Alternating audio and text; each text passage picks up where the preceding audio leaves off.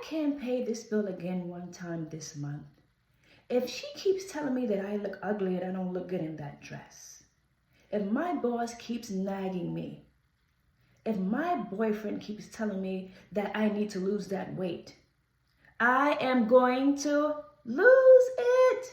Ladies, I am MJ and welcome once again to MFON's Women's Empowerment, where we are empowering one another together all over the world. And today I'm going to talk to you today about the emotional stable woman.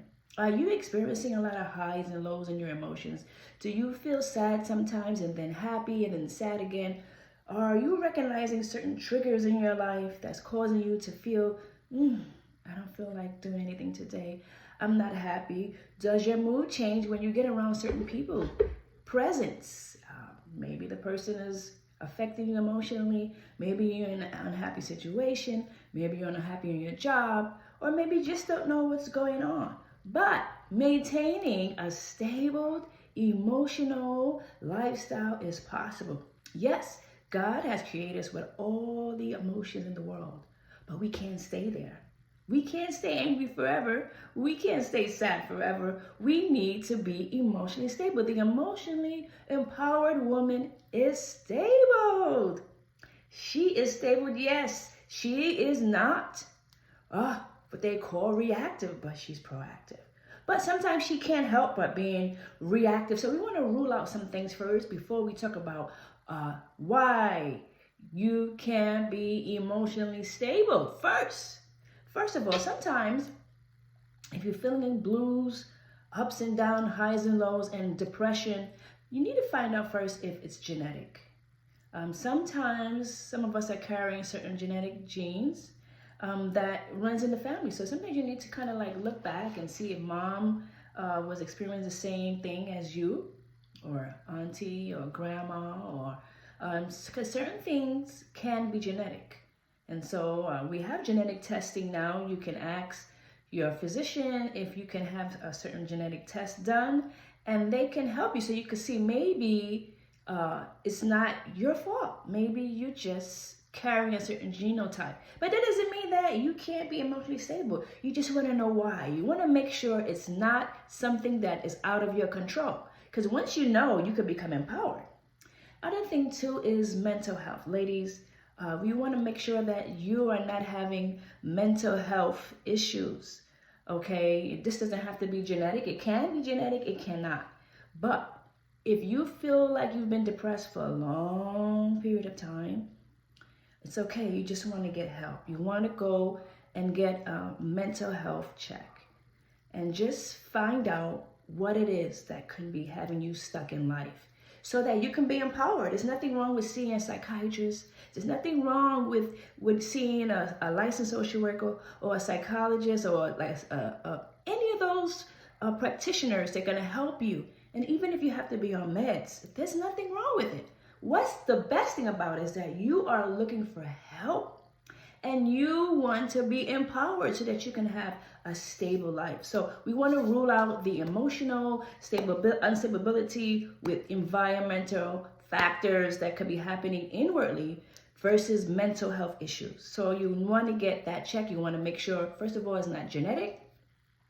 You're not carrying a genetic gene for mental health issues. And then you want to make sure that what you're experiencing is not mental health problems so that you can get empowered. There's nothing wrong with that. The empowered woman seeks to get help. Another thing too is environmental factors, right? What is happening around you? Your environment, the job, who you're living with. Maybe when you come out your house, you don't like where you're living. It changes your mood. Maybe the person that you're encountering with on your job is verbally abusive or not allowing you to strive like you want to. So you want to make sure that it's not environmental, right? So that if it is, you can recognize it and then we could develop a plan on what we need to do. Making sure that it's not an inward issue. So you want to rule out that. You want to rule out the genetics. I'm going to rule out mental health because anything can cause you to have mental issues. Certain traumas in your life can cause you to just go into certain depressions and all other things. And it's okay, right? We just want to get help. Another thing could be diet. Certain foods that we on can also trigger certain transmitters in the brain that may cause us to go into certain moods. People are calling it now low vibrational plates. But eating right for your body type. If you're not eating right for your body type, it can cause you to be really slump. You may not have the energy and the empowerment to do what you are called to do. So you need to recognize that, but when you finish eating, how you feel. But the best thing you can do is seeking a physician, nurse practitioner, or a licensed naturopath to help you, letting them know that if maybe you're having a gut issue, something is happening down there and is sending signals to the brain that's causing you not to feel empowered. So you want to get that checked. You want to also get your hormones checked, ladies. We have so many hormones in our bodies, and they tend to release itself in different phases of our lives. So we want to get that checked. Get your hormones checked. Write down certain symptoms and let your physician know. Say, hey, I've been feeling this way. Can you check my hormones? Can you see what's happening with me so I can rule out what it is that may be causing me to be high, low, so that I can have a balanced, empowered life. Another thing that can cause emotional instability, ladies, is substance.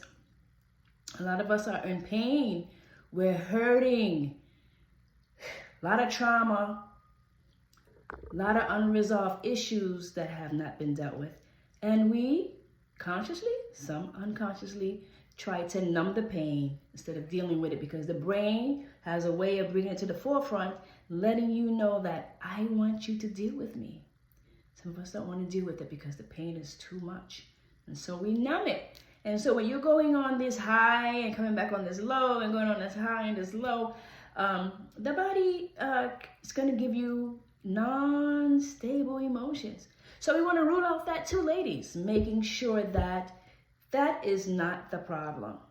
And last thing is having that regular physical and doing your blood works, and so that you can check your vitamin D's, your B12s, and all those good things, minerals and vitamins that the body needs to make you whole and empowered, ladies, so that we can rule all those things out. And after we rule all those things out, then we know we need to go inward.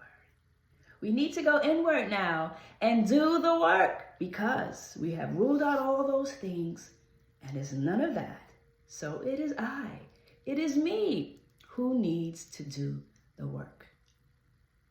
Okay, ladies? So that is one of the ways we can find out about being emotional stable. We're ruling out mental health. We're ruling out genetics. We're ruling out our physical, our hormones, making sure we're not on substance abuse, and all the other good stuff that I talked about.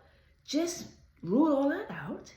And if everything is all good, then we're going to work on the emotional. It is me that needs to be emotionally stable when things are not going the way I want it.